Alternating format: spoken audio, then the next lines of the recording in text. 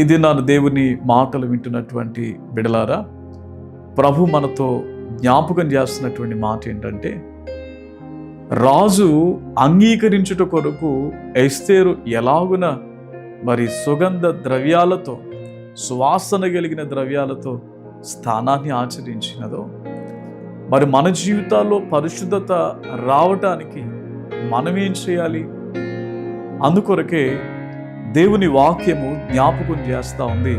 ఎఫెసీ పత్రిక 5వ అధ్యాయములో 25 నుండి 27 వరకు ఉన్నటువంటి వాక్య భాగంలో, వాక్యముతో ఉదక స్థానము చేత దానిని పవిత్రపరచి పరిశుద్ధపరచుటకై దాని కొరకు తనను తాను అప్పగించుకునెను.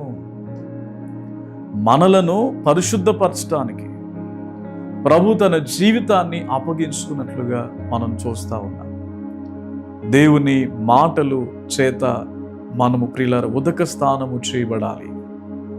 అందుచేత నీ జీవితంలో అనుదినం పరిశుద్ధత కలిగి ఉండాలనంటే అనుదినం పరిశుద్ధ వాక్యానికి మనం చోటివ్వాలి.